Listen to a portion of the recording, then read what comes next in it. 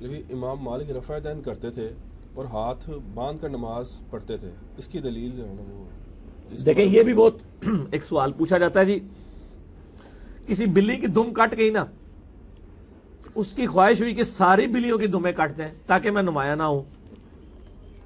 اب یہاں جو رفع دین نہیں کرتے تھے نا، ان کی دم کٹی ہوئی تھی، جی دو امام کرتے ہیں دو نہیں کرتے.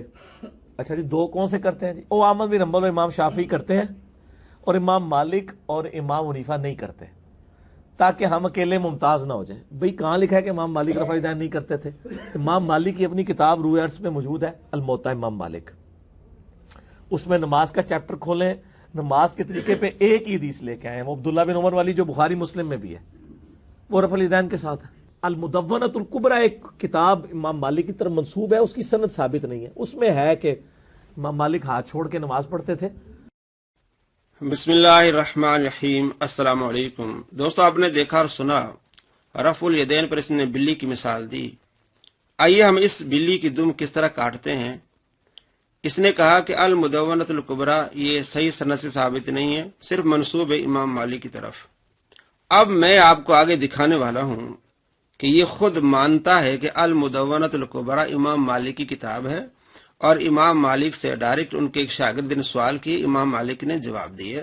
بلکہ یہ وہابیوں کو جواب بھی دیتا ہے کہ تم کہتے ہو کہ ثابت نہیں، یہ تو ثابت ہے. آئیے کس طرح ہم اس بلی کی دم کاٹتے ہیں. امام مالک رحمہ اللہ جن کی زندگی پوری مدینہ شریف گزری ہے، کئی تابعین کی انہوں نے صحبت کی ہے، ان کی جو فقہ کی بنیادی کتاب ہے المدونۃ الکبریٰ. جیسے حنفیوں کی ہے نا شرح معانی الاثار، جسے طحاوی شریف بھی کہتے ہیں، امام طحاوی المتوفی 321 ہجری. اس طرح مالکیوں کی بنیادی فقہ کی کتاب کون سی ہے؟ المدونۃ الکبریٰ. اس کے اوپر پوری فقہ مالکی بیس ہے. اس میں ڈائریکٹ امام مالک سے سوال پوچھے گئے، انہوں نے جواب دیے ہیں.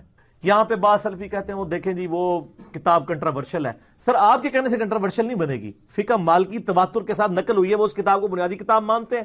الموطا امام مالک میں ہاتھ باندھنا ہے، اور جو ان کی فقہ کی اسٹیبلش کتاب ہے المدونۃ الکبریٰ اس میں چھوڑنا ہے. تو ظاہر ہے پھر اس کی حیثیت ثانوی ہوگی، المدونۃ الکبریٰ کی جو حیثیت ہے وہ پھر پرائرٹی بھی ہو جائے گی، کیونکہ وہ اس کو فالو کر رہے ہیں. جی دوستو، آپ نے دیکھا کہ اس بلی کی دم کٹ گئی کہ نہیں. اس نے پہلے قلعے میں کہا کہ صحیح سند سے ثابت نہیں، اب اس کتاب کی تعریف بھی کر رہا ہے کہ مالکیوں کی کتاب ہے، اولین کتاب ہے، ابتدائی کتاب ہے، اور دوسروں کو جواب بھی دے رہا ہے. المدونۃ الکبریٰ. اب اس بلی کی دم کٹی کہ نہیں کٹی؟ کتنا بڑا جھوٹا مکار اور فراڈیا ہے. المدونۃ الکبریٰ امام مالک کی کتاب ہے، ان کے شاگردوں نے آپ سے سوال کیے. آئیے دیکھیں کہ المدونۃ الکبریٰ میں امام مالک سے جو رفع الیدین کے بارے میں سوال ہوا تو امام مالک کیا فرماتے ہیں. صفحہ نمبر 165، رفع الیدین فی الرکوع والاحرام. رکوع کو جاتے وقت رفع الیدین کرنا اور تکبیر تحریمہ کے وقت رفع الیدین کرنے کے بارے میں. فی رفع الیدین فی الرکوع والاحرام قال وقال مالک. امام مالک فرماتے لا عارف رفع الیدین فی شیء من تکبیر الصلاۃ لا فی خفض ولا فی رفع الا فی افتتاح الصلاۃ.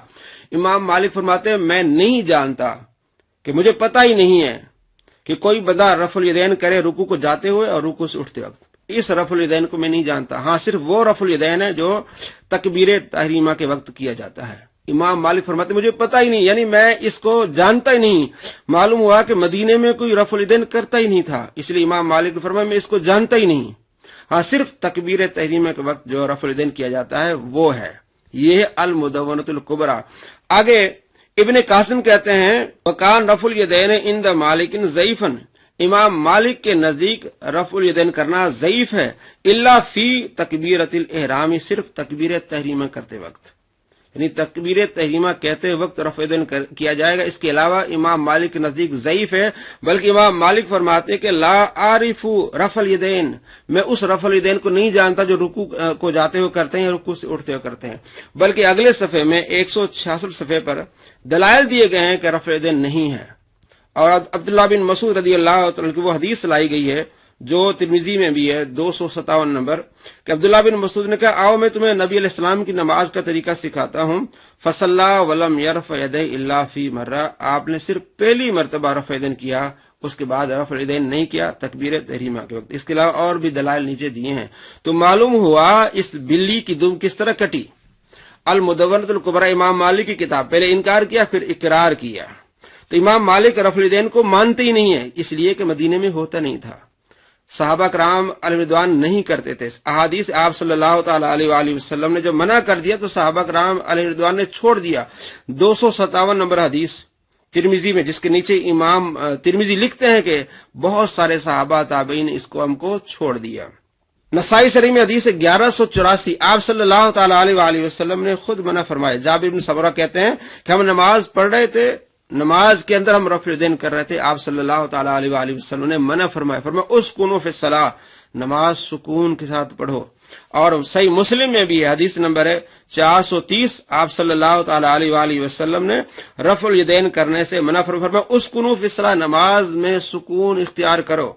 और इसका बाब भी क्या है, बाबुल अम्र बिस्सुकून फिस्सलाह, नमाज सुकून के साथ पढ़ना। अब इमाम मालिक ने जो मोता में हदीस लाई तो मालूम हुआ कि इमाम मालिक ने मोता में हदीस ला के फिर भी कहते हैं कि मैं रफ़्ल यदैन को नहीं जानता, मतलब उनके नजदीक ज़ईफ है और ये मनसूख हो चुका है। इसके अलावा और कोई जवाब नहीं है, यही जवाब है। और इसलिए इमाम मालिक भी नहीं करते थे और दूसरे मालिकी भी नहीं करते। तो आज हमने इस बिल्ली की दुम काटी, अवाम को पता चल रहा है कि किस तरह ये झूठ बोलता है।